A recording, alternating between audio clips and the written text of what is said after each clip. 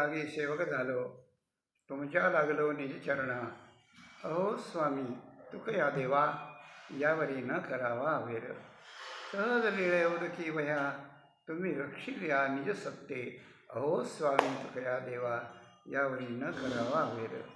निळा म्हणे धराला हाती, तरी जालमती निरूपमा. अहो स्वामी तुकया देवा, यावरी न करावा वेर. येथे दुसरी नसरे आटी, देवा भेटी जावया. येथे दुसरी नसरे आटी, देवा भेटी जावया. तोची ध्यावा एक चित्ते, करुणी रीते कलेवर. तोची ध्यावा एक चित्ते, करुणी रीते कलेवर.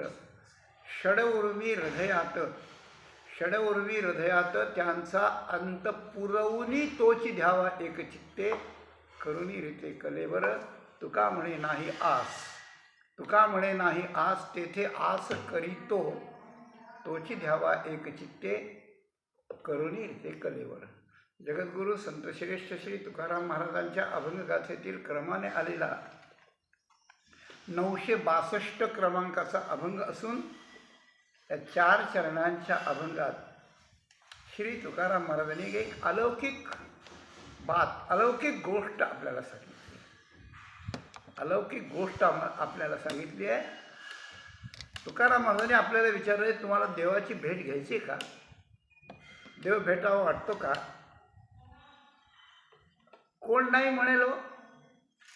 ज्याला देव भेटावा वाटतो त्याने हात वर करा, असं जर कोणी म्हटलं तर कोणाचा हात खाली राहील सांगा? ज्याला कोणाला राक्षसाची भेट व्हायची असेल तर हात वर करा, कोणी नाही करणार. एखादा शूरवीर असला तर अपवाद म्हणून करेल, पण बाकी कोणी नाही करणार. याचा अर्थ काय? मनुष्याला कोणी काही प्रतिकूलतेची गाठ पडायची म्हटलं की कोणी त्याला तयार होणार नाही, पण अनुकूलतेची तयार होतो, लगेच तयार होतो. काय नाही, लोक म्हणतील सगळेच लोक नाही तयार होणार, नाही होणार बुवा. आता काय सांगावं, तुमचंही बरोबर असेल. तुकाराम महाराजांनी सगळ्यांना म्हटलं, चला माझ्याबरोबर देवाला भेटायला नेतो, तुम्हाला देवाच्या घरी नेतो, वैकुंठाला नेतो. कोणी नाही आलं. ते म्हणजे आम्हाला फक्त आशीर्वाद द्या, म्हणजे आपले लेकरं बाळ सुखाने जगतील, बाकी काही नाही आम्हाला. तुम्ही जा. आता ते आम्हाला कसं शक्य आहे ते. पण एक गोष्ट मात्र नक्की आहे आणि एक गोष्ट मात्र पक्की आहे की देवाची भेट म्हणजे काय हे ज्याला चांगलं कळलंय, तो नुसते देवाच्या भेटीला कोणाला जायचे हात वर करा एवढ्यावर हात वर करून थांबत नाही, तर तो देवाच्या भेटीला जाण्याकरता काय काय करावं लागतं त्याचा शोध करतो.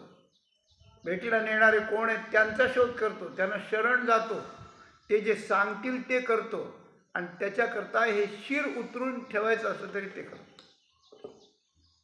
याचा अर्थ काय?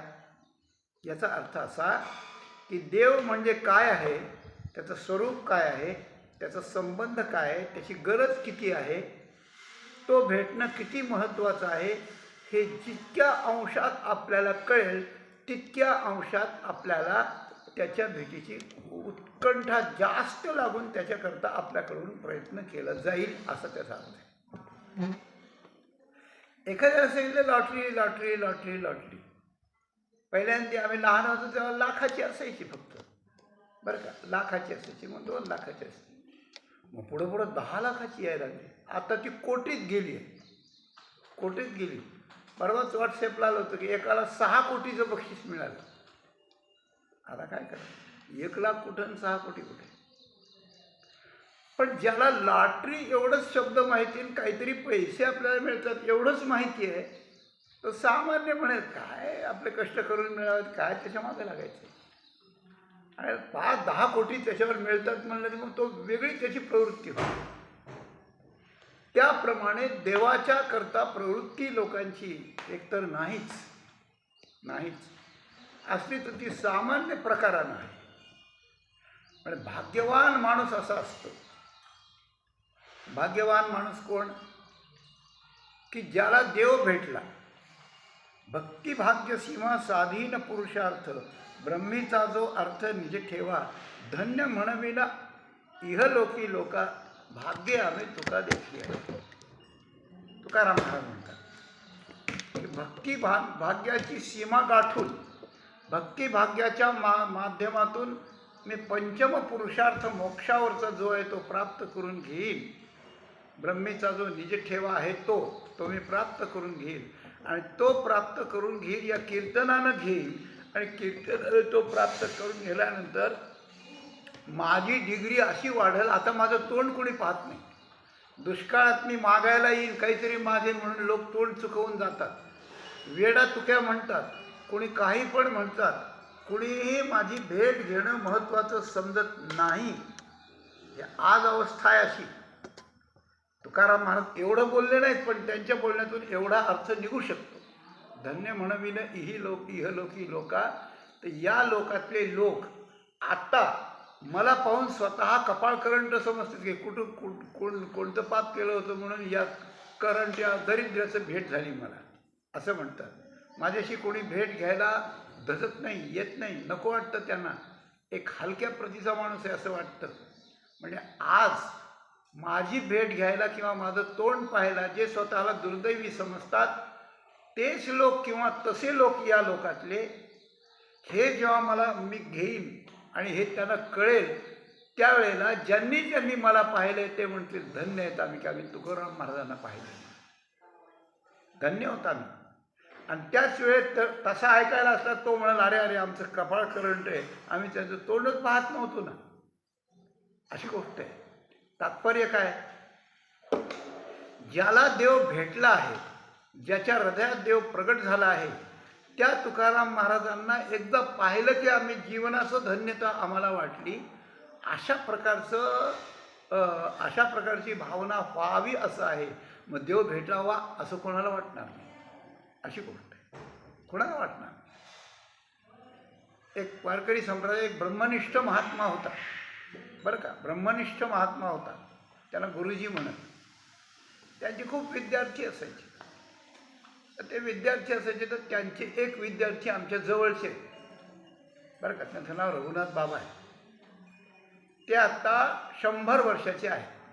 100 वर्षाचं वय झालं आहे त्यांचं. तर त्यांनी एक गोष्ट सांगितली होती की आम्ही पंढरपूरला चातुर्मासाला होतो.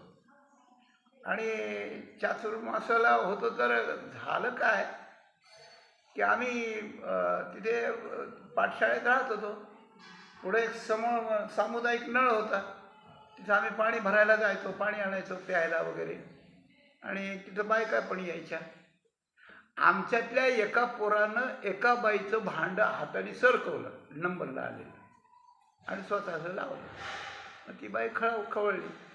आणि खवळल्यानंतर त्या ठिकाणी ती काय म्हणायला लागली की मेले कुणीकडून फिरस्ती येते आणि इथं आम्हाला ताप देतात, पटापटा मरणाच एखादी अशी ती बाई बोलायला लागली. हा ये मरावं असं तसं.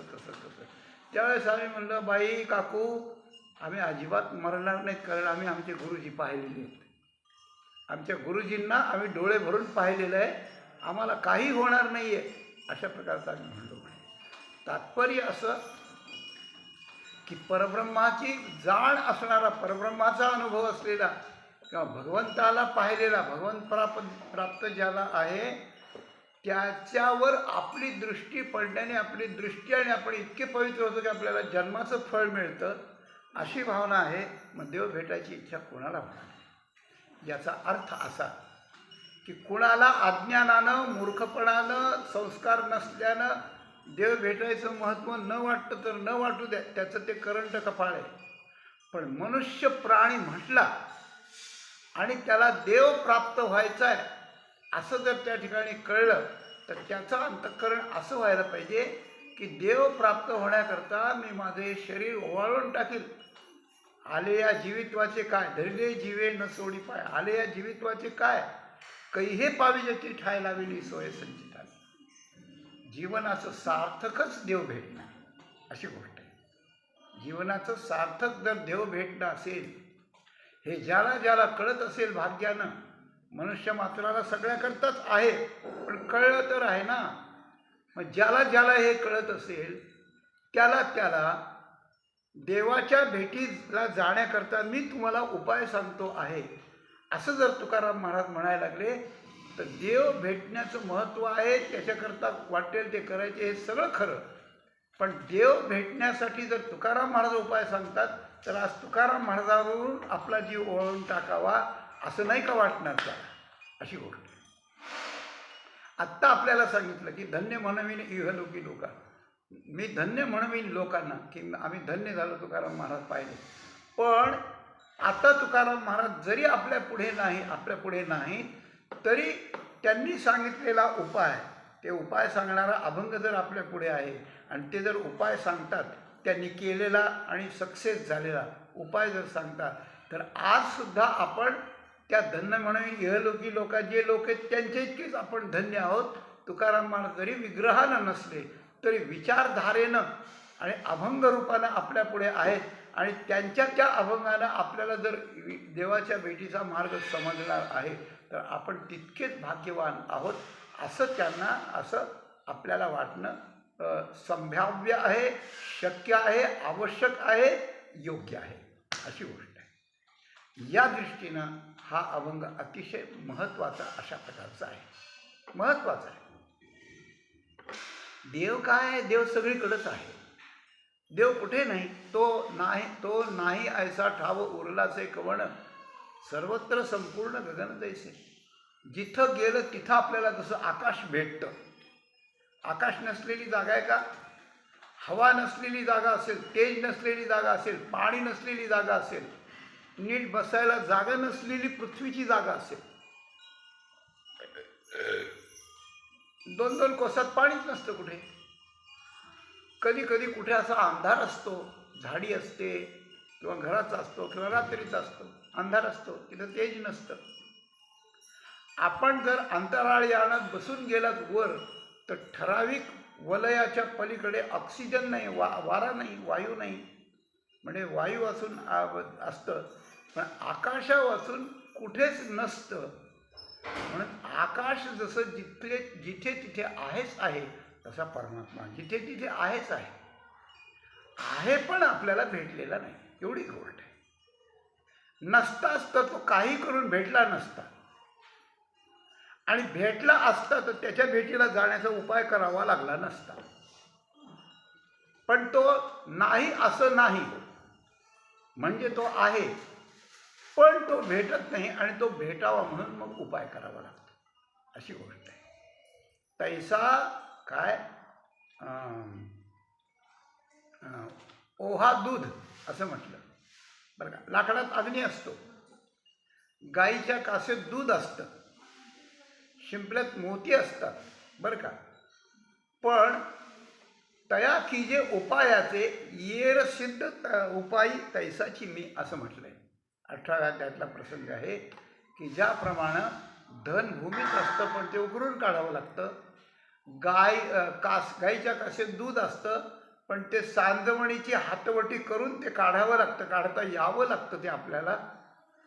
आणि काष्टात हे ओहा दूध, त्याप्रमाणे मी सगळीकडे सिद्ध आहे. भगवान म्हणतात स्वतःवर का.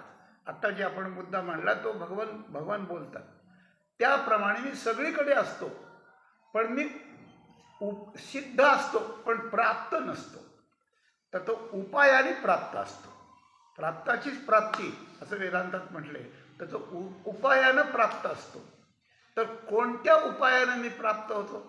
आगा वसुधेच्या, आता आठवण, आगा वसुधेच्या पोटी निधान सिद्ध किरीटी वन्ही सिद्ध काष्टी ओहा दूध परी लाभे ते असते तया की जे उपायाते येर सिद्धची तैसा येथे उपायी.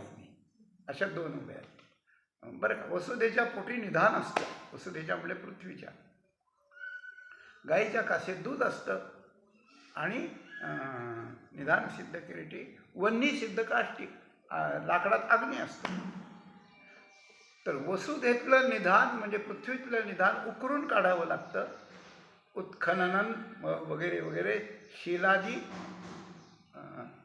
निष्क्रमणम असं काहीतरी आहे, तेव्हा उकरून काढावं लागतं.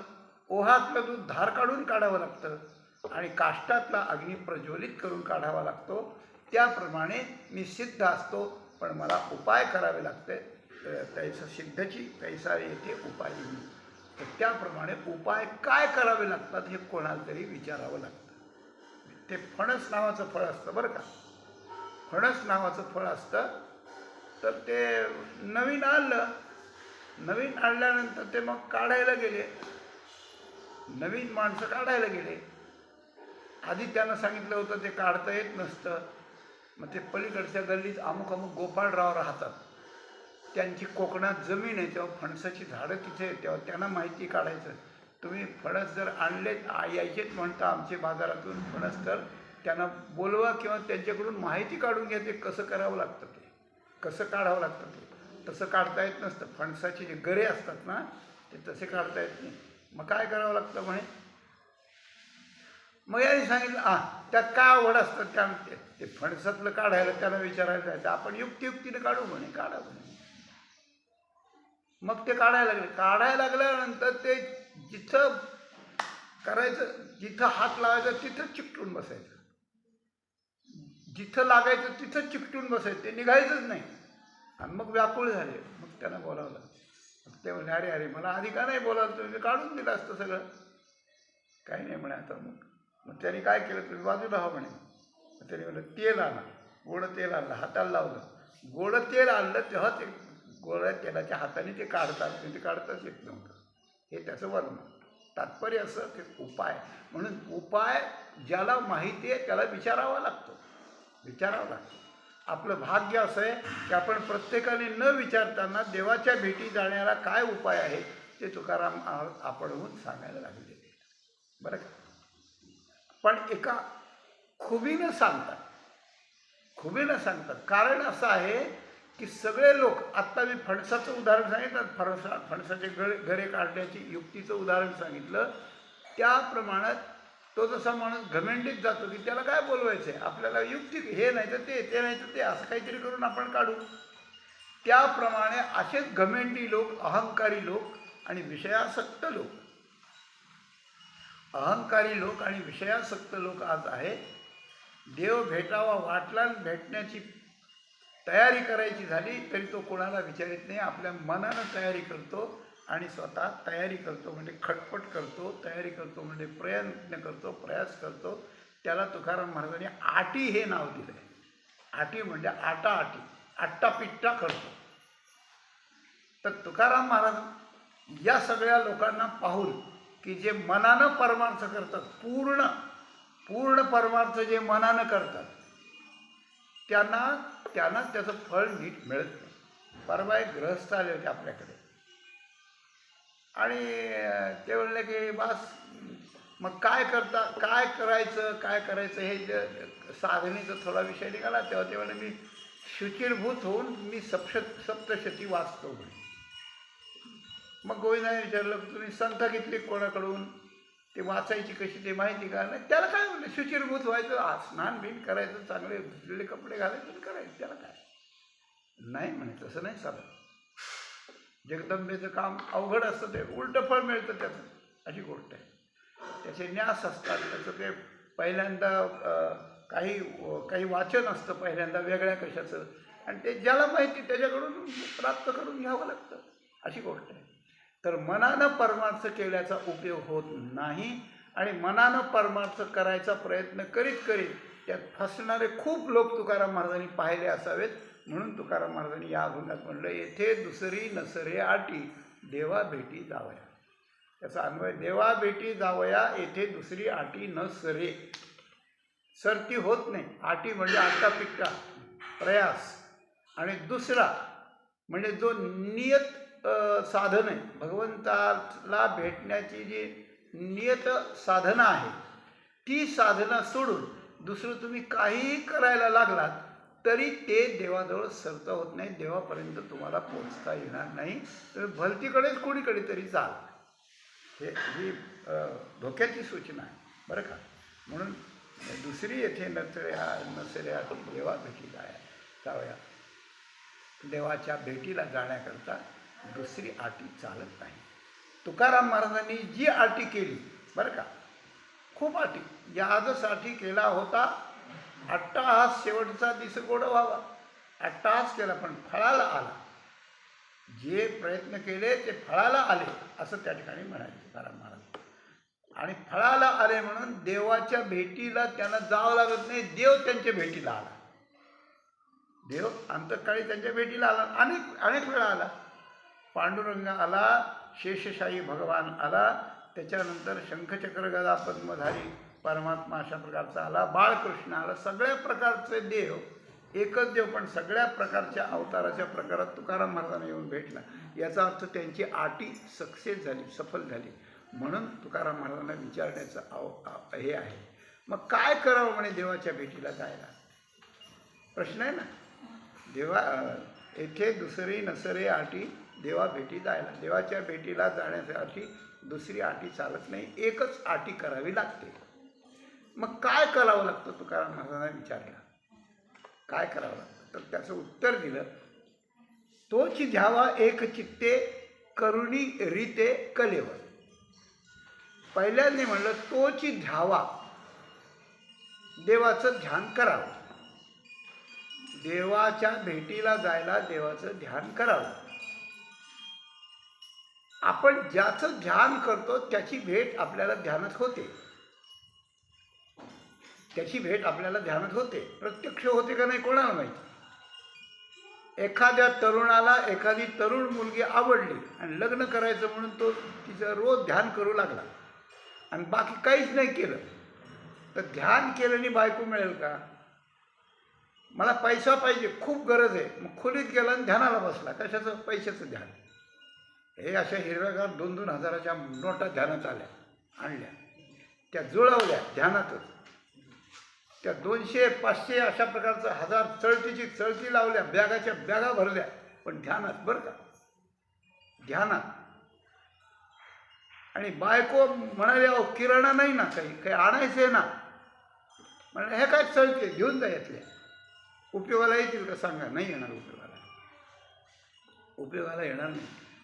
त्याचं कारण आहे, आपण जे ध्यान करतो संसाराचं किंवा संसाराच्या वस्तूचं, संसारातल्या पदार्थाचं, खाण्यापिण्याच्या पदार्थाचं, व्यक्तींचं, आपण ज्यांचं ध्यान करतो त्या वस्तूच खोट्या आहेत. तो संसारच खोटा आहे. लटिका व्यवहार सर्व संसार.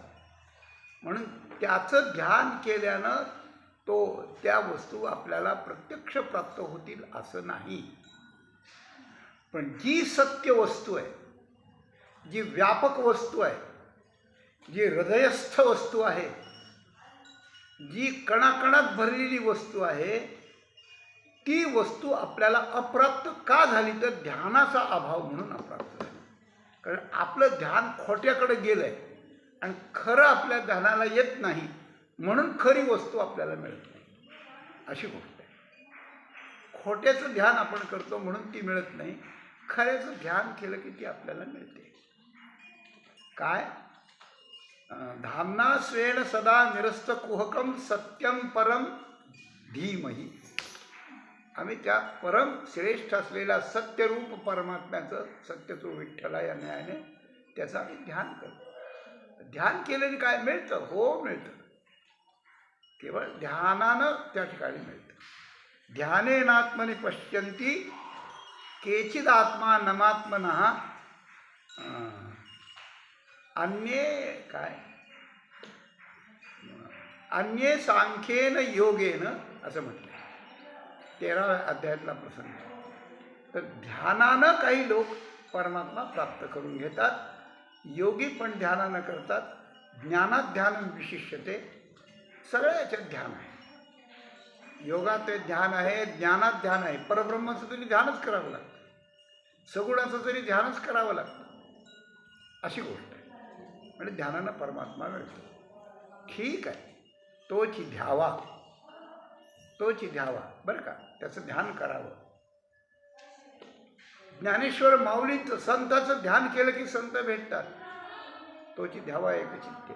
बरं का, जनी म्हणे तया ध्यावे, माऊलींचं ध्यान करावं असं जनाबाई म्हणते. माऊलीन पांडुरंग एकच आहे. तर ध्यान करावं. तर गंमत अशी आहे की ध्यान असं ध्यान केल्यानं, ध्यान करण्याची आटी करणं हे देवा भेटी जाण्याचा उपाय आहे. दुसरी अटी करू नका, दुसऱ्या अटीनं तो भेटणार नाही, तुकाराम महाराजांचं स्पष्ट मत आहे. पण लोक तुकाराम महाराजांना म्हणायला लागले की आम्ही रोज ध्यान करतो आणि 12 वर्ष झाले आम्ही रोज ध्यान करतो, पण देव आम्हाला अजून भेटला नाही. का भेटला नाही सांगा. मग तुमचं साधन सांगणं तरी चुकलेलं आहे किंवा काहीतरी गडबड होते त्याच्यात.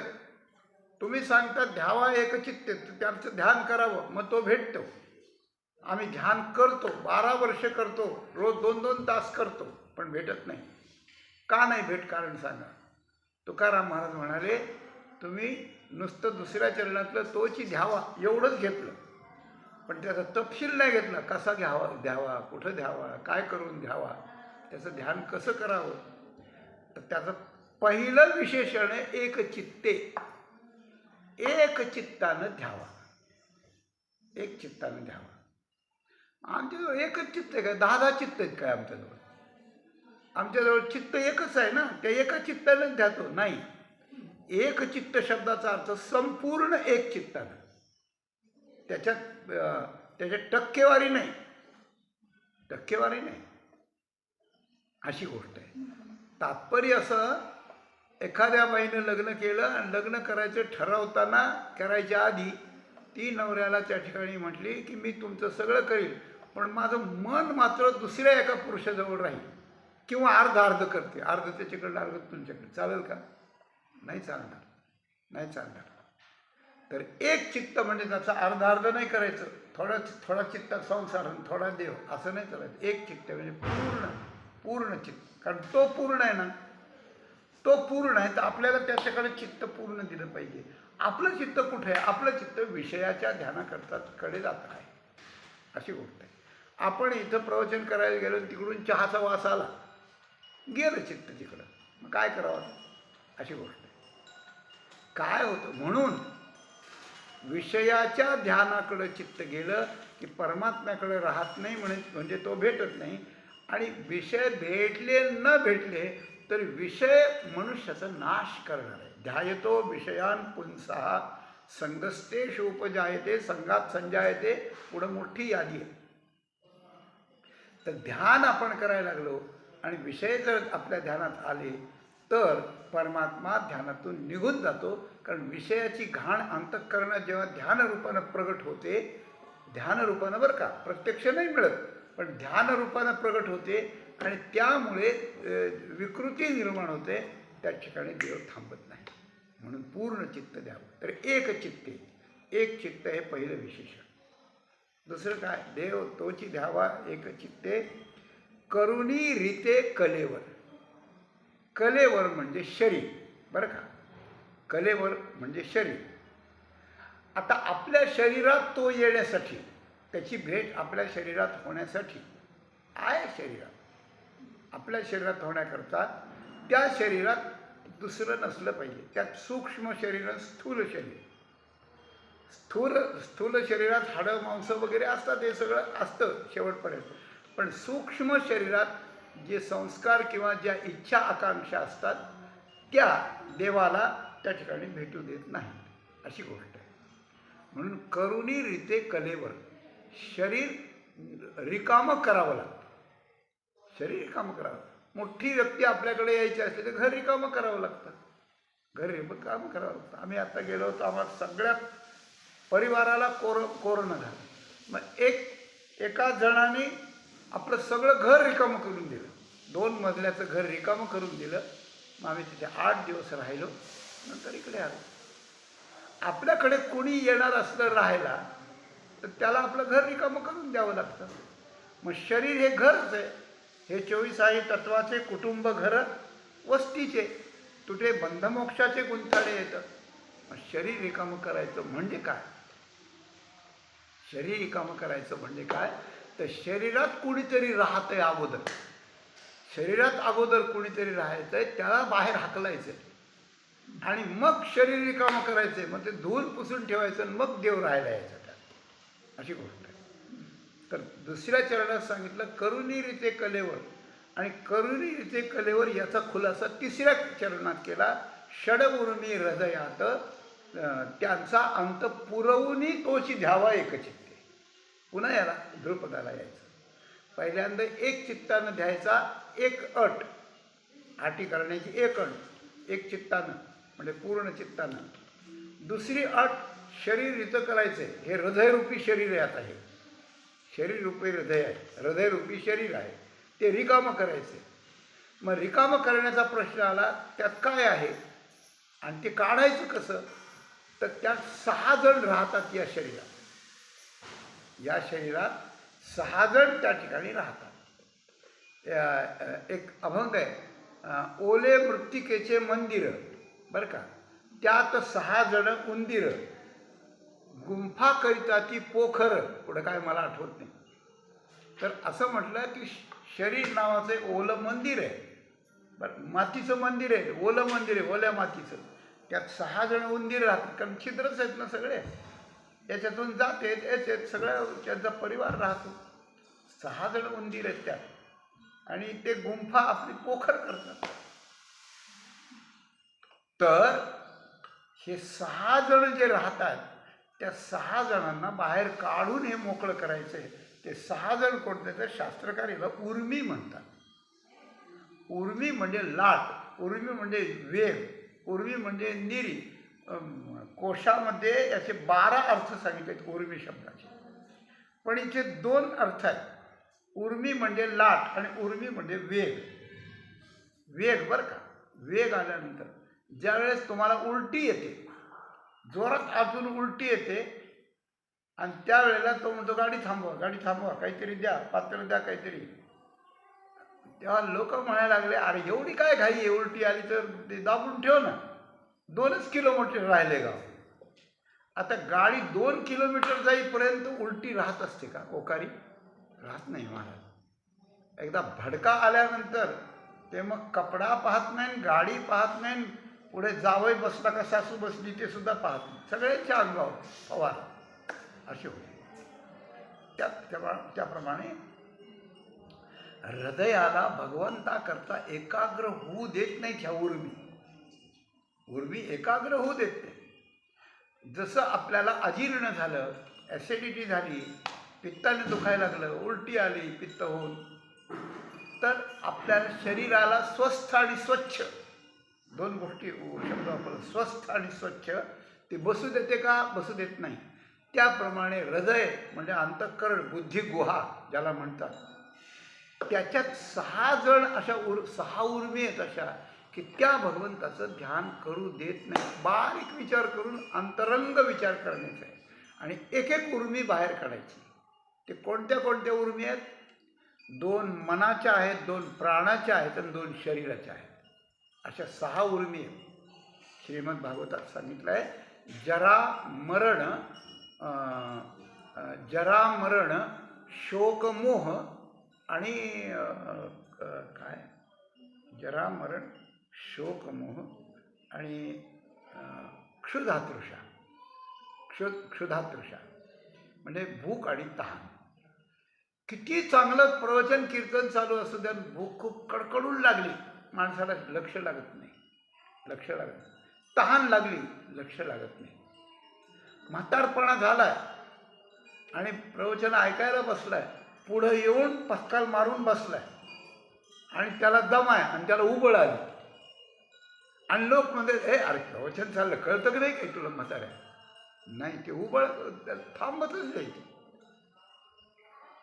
तर गंमत अशी की प्राणाच्या 2, शरीराच्या 2 आणि मनाच्या 2 अशा उर्मी आहेत. शरीराच्या जरा आणि मरण आहे. जरा मरण म्हणजे म्हातारपण. म्हातारपण माणसाला स्थिर राहू देत नाही. म्हातारपण माणसाला तोल जाऊन उभं राहू देत नाही, स्थिर राहू देत नाही, चालू देत नाही, काही करू देत नाही. जरा. त्याप्रमाणे मरणाची वेळ आली, एकला केलं की मनुष्य गेला. पण ते कधी करेल काय? जेव्हा करायचं तेव्हाच करेल. ते त्याच्या आधी नाही करणार, नंतर करणार नाही. ती उर्मी एक मृत्यूची, ती आली की मनुष्य जातो अशी गोष्ट. एखाद्यानं देवाची भक्ती केली असेल, तो जर म्हणला काळ आला की थांब आता मी येत नाही माझ्या ठिकाणी, अशा प्रकारचं आहे म्हणून, असं जर काही म्हणेल तर गोष्ट वेगळी. पण सर्वसाधारण माणसाला ती उर्मी आहे. जरा मरण या शरीराच्या उर्मी आहेत. त्याप्रमाणे क्षुधा तृषा या प्राणाच्या उर्मी आहेत. त्या जिरवाव्यात. कशा जिरवाव्यात सांगतो आपल्याला. आणि तिसरी ते शोक आणि मोह या मनाच्या उर्मी आहेत. शोक मोह या मनाच्या उर्मी अशा प्रकारचा आहे. कामो मन्युर्मदो लोभा शोक मोह भयादया कर्मबंधश्चयन्मूला स्वीकुर्यात कोण तद्बुधा. ऋषभदेवानी आपल्या मुलांना जेव्हा उपदेश केला तेव्हा त्यांनी त्या ठिकाणी सांगितलं की तुमच्यासारखे जे मोठे लोक आहेत, लोकोत्तर पुरुष आहेत, ते या सिद्धींचा वापर का करत नाही. तेव्हा त्यांनी त्याचं हे केलं आहे की काय, कामो मन्युर्मदो लोभा.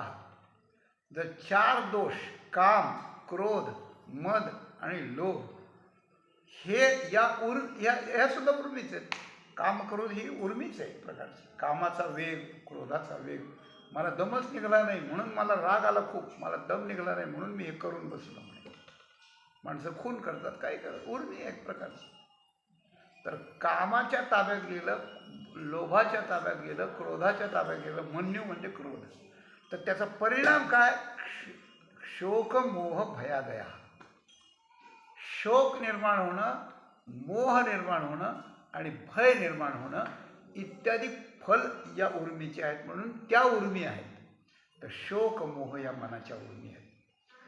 शोक मोह ह्या उर्मी काय करतात, तर पहिल्यांदा प्रपंचाचा मोह लावतात. विषयाचा, बायका मुलांचा, पदार्थाचा, घरदाराचा, सोयऱ्या धायऱ्याचा, पदाचा, प्रतिष्ठेचा मोह पडतो. मग माणूस त्यात पडतो. आणि मोह पडल्यामुळे मनुष्याची बुद्धी आंधळी होते. मग त्यात माणूस पाप पुण्य योग्य अयोग्य विसरून जातो. आणि त्या मोहात पडून त्याला ज्यावेळेस दोष होतात, पाप होतं, त्यावेळेला ती मोहाची वस्तू निघून जाते आणि मग त्याला शोक होतो. आधी मोह सोडून दिलं तर नंतर शोक होणार नाही बरं का. आणि शोक होऊ नये म्हणलं तर मोह धरू नये, पण नाही होत तसं. हे मनाच्या उर्मी आहे. पण म्हणून मनात कशाचाही मोह न ठेवता आणि कशाचाही शोक न करता, किती नुकसान झालं, कुणी गेलं आपलं तरी शोक कशाचाच करायचा. आपला मृत्यू आला तरी शोक करायचा आणि सगळं जग अनुकूल झालं तरी त्याच्या मोहात पडायचं नाही, अशी गोष्ट आहे. हे 2 उर्मी म्हणजे संतांच्या संगतीत विचारानं या उर्मी घालवाव्या लागतात. शोकमोह. जरा मरण कशा घालवाव्यात, आपल्या तरुणपणात आपण जर विषयासक्त नाही झालं, दशा यौवन बाणली अंगी पांगिला नव्हे विषयासंगी. आपण तरुण असताना जर आपण विषयाचा पांगिला न झाला, तरुण असताना नैष्ठिक ब्रह्मचर्य जर त्या ठिकाणी आपण वापरलं तर हे अशा प्रकारचं होतं. आमच्या नात्यातली एक व्यक्ती आहे, पारमार्थिक आहे, अतिशय साधूच आहे. पारमार्थिक नुसतं नाही म्हणतो मी, साधू म्हणतो. साधू आहे. काय झालं, काही अडचणीनं म्हणा, प्रारब्धानं म्हणा, लग्न झालं नाही. आणि सगळे नातेवाईक आता लग्न करायच्या मागं लागलेत, सोयरीक पाहायला लागलेत. वय खूप झालं आहे आता. त्यांना विचारलं तुम्हाला काय करायचं, म्हणजे नाही मला करायचं नाही, इच्छाच नाही म्हणे मला करायची. सगळं आयुष्य ब्रह्मचर्यात घातलं, लग्न होत नाही, पण साधनेत घालवलं आणि आता करायला लागले तरी आता इच्छा नाही असं म्हणतो मनुष्य. मग काय अंतःकरण असेल त्याची. तर हे मोहात न पडण्याचं लक्षण आहे. किंवा तर तरुण अवस्थेत मनुष्यानं विषयाची आसक्ती सोडून जर निष्कलंक जीवन जगलं तर त्याला म्हातारपण बाधत नाही, अशी गोष्ट आहे. त्याला म्हातारपण वृद्धाप्याचे आठवे, जो वृद्धाप्या नागवे तयाच्या ठाई जाणावे ज्ञान आहे, अशी गोष्ट आहे. म्हणून तरुणपणात आपण आपलं शरीर आणि मन जर सांभाळलं तर म्हातारपणाचे क्लेश आपल्याला होत नाहीत. म्हणून असे जे लोक आहेत साधनेतले ते 80-80 वर्षाचे तरुण आहेत आणि विषयांचे शिकार बनलेले जे आहेत ते 40 वर्षाच्या पुढं गेलं की त्यांचा चोथान कचकुल होऊन जातं. काही नाही, ते म्हातारे दिसायला लागतात एकदम. त्यांना काहीच जमत नाही अशी गोष्ट होते.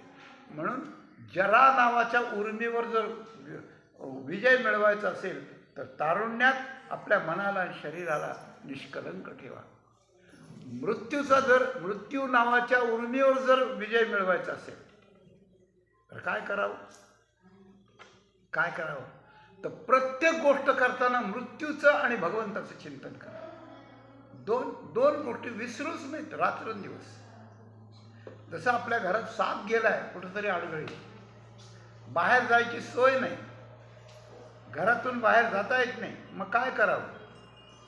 मग बाप सगळ्या पोरांना बायकोला म्हणतो तुम्ही झोपायचं सगळे, मी 2-4 तास जागतो, मग मला झोप यायला लागल्यावर तुम्हाला कोणतरी उठवतोय, म्हणजे कोणकडून येईल काय? तर घरात असलेल्या सापावर जसं लक्ष ठेवावं लागतं तसं मृत्यूवर लक्ष त्या ठिकाणी ठेवावं. आणि एखादा लाभाची गोष्ट आपल्याला पाहिजे असली त्याच्याकरता तसं लक्ष ठेवावं लागतं.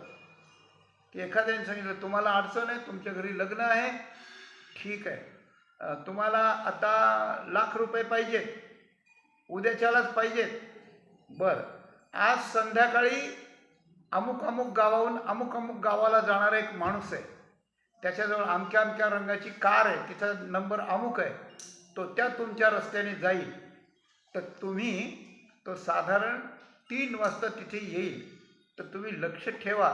तो जर गेला तर मग आमच्याकडे मात्र हे नाही, तो तुम्हाला शोधणार नाही, तुम्ही असलाच गाडी थांबवली तर तुम्हाला ₹1,00,000 देईल तो.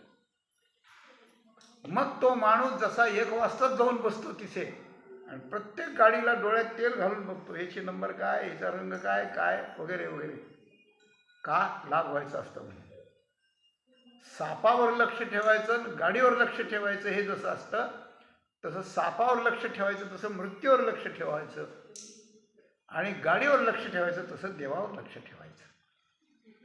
मृत्यू लक्षात आला की भयभीत व्हायचं, आणि देव लक्षात आला की त्याला सांगायचं देवा मला वाचव म्हणून. अशी गोष्ट आहे. ऐशी या संकटाचे संधी धाव घालावी कृपानिधी, असं जर त्या ठिकाणी केलं तर मृत्यू हळूहळू अनुकूल होत जातो आणि देव हळूहळू जवळ येत जातो. मृत्यू हलका होऊन जातो, देव जवळ येऊन जातो, आणि ज्या वेळेला मृत्यू येतो त्यावेळेला हसत हसत मनुष्य जगाचा निरोप घेतो. म्हणजे या 2 उर्मीवर, जरा आणि मृत्यू, भूक तहानेवर असाच विजय मिळवावा. मला भूक सहनच होत नाही, अभ्यास करा म्हणजे सहन होईल. भूक तहान आणि शोक मोह हे मनाचे, तर मुख्य मनाचे दोष आहे. तर मोह कशाचाच धरायचा नाही. एक परमात्मा सोडून कशाचा मोह धरायचा नाही. परमात्म्याचा मोह धरून त्याचंच चिंतन काही लागली तर तोच म्हणतो तया सागा मज मोह काय सांगतो पडियाव, त्यास जीवे जीव माझी लिहितो. त्याला आपला मोह पडावा इतका परमेश्वराचा मोह धरावा. बाकी जगात सगळ्या गोष्टी तुच्छ मानाव्यात. आणि मोह नाही धरला की शोक येतच नाही, तर त्याला बाजूला टाकायची गरजच नाही. अशा या 6 उर्मी, शोक, मोह, जरा, मरण आणि जरा, मरण, शोक, मोह आणि क्षुधातृषा, या 6 उर्मी हृदयात असतात. त्या बाहेर घालून कलेवर रित करावं लागतं, मग एक चित्त होतं आणि मग त्याचं ध्यान करावं. इतकं एक चित्तानं म्हणजे पूर्ण. ते चित्त विचलित का होतं तर त्याच्यात 6 उर्मी राहतात. त्याचं शरीर रिकामं करावं, त्या 6 उर्मीचं, ते रिकामं करण्याला ह्या उर्मी आहेत, ह्या या पद्धतीनं काढाव्यात. आणि मग ज्या वेळेला मनुष्याला दुसऱ्याची आशाच राहणार नाही, प्राप्त आहे त्याचा मोह राहणार नाही, अप्राप्त आहे त्याचा लोभ राहणार नाही, जे आपल्याला पाहिजे त्याची इच्छा, कशाचीच इच्छा राहणार नाही देव सोडून, अशा प्रकारची इच्छा समूळ जाते. समूळ इच्छा जाते. आणि समूळ इच्छा ज्या वेळेला जाते ज्याच्या अंतःकरणात, तिथे तो राहायला येतो. कोण? परमात्मा भेटायला येतो. मग त्याला भेटायला जात नाही. तो का म्हणे नाही आस तेथे वास करीतो. जिथे आशा नाही तिथे परमात्मा राहायला येतो. मग परमात्मा राहायला येणं म्हणजे त्याची भेट होणं, म्हणजे जीवनातलं सगळं काही आपल्याला मिळण्यासारखं असतं. आणि तो परमात्मा, त्याला भेटायला कुठं जाऊ नका, त्याला बोलवा. सुखे येतो घरा नारायण, तो येतो. कुठं येतो? जिथे आस नाही. आशा कशाला जाते तर 6 उर्मित आशा आहेच. मोहात आशा आहे, शोकात त्या आशेचा विकल्प आहे, असो. पुन्हा पुन्हा नाही सांगत आता. तर या 6 उर्मित आशा बसलेली आहे. ती जायसाठी 6 उर्मी जायच्या. त्या जाण्यासाठी त्या गेल्यामुळे शरीर मोकळं करायचं आहे आणि मग एक चित्तानं त्याचं ध्यान करायचं. ध्यान केलं की ध्यानात अशा प्रकारचा परमात्मा येतो. आल्यावर तो आपल्याला भेटतो. आपली जीवनयात्रा सफल होते. या सगळ्यांचं तात्पर्य अशा प्रकारचं आहे की भगवंताचं ध्यान लागलं पाहिजे. ध्यान लागण्याकरता एकाग्रता असली पाहिजे आणि एकाग्रतेकरता ध्यान जिथं जिथं जातं, जिथं जिथं उष्ट खरकटं होतं, जिथं जिथं नाचतं ध्यान म्हणजे मन, ते सगळ्या विषयांच्या उर्मी नाहीशा कराव्यात. विचारानं कराव्यात, सत्संगतीनं कराव्यात, साधनेनं कराव्यात, नामस्मरणानं कराव्यात, रात्रंदिवस चिंतनानं कराव्यात आणि त्या उर्मी हे करून आशा नाहीशी करून कलेवर रिकामं करून एकाग्रचित्त करून मग त्याचं ध्यान करावं. अशी अटी जर तुम्ही कराल तर तुम्हाला देव भेटल्याशिवाय राहणार नाही. हा तुकाराम महाराजांचा आपल्याला आव्हान आहे, चॅलेंज आहे. आपण याचा स्वीकार करावा आणि आपल्या जीवनात या मार्गानं जाऊन कलेवर रिकामं करून चित्त एकाग्र करून आशा नाहीशी करून आणि षडउर्मीचा मार केला, षडउर्मीचा मार करून या 4 प्रकारच्या साधनानं एक चित्त करून मग भगवंताचं ध्यान करावं. त्यावेळेला ध्याता वेगळा राहत नाही, ध्यान वेगळं राहत नाही, ध्येयही वेगळं राहत नाही. सगळ्यांची एक रूपता होते. ज्ञान तेच असतं, ध्यान तेच असतं, देव तोच असतो, सुख तेच असतं, आनंद तोच असतो. ते सगळं मनुष्याला या जन्मात मिळतं, प्रत्येकाला मिळतं. म्हणून हे प्राप्त करून आपली जीवनयात्रा सफल करावी हा तुकोबारायांचा संदेश आपल्यापुढे झालेली सेवा त्यांच्या चरणी, प्रभूंच्या आणि माऊलींच्या चरणी समर्पण करून आपण इथेच थांबूया. धन्यवाद.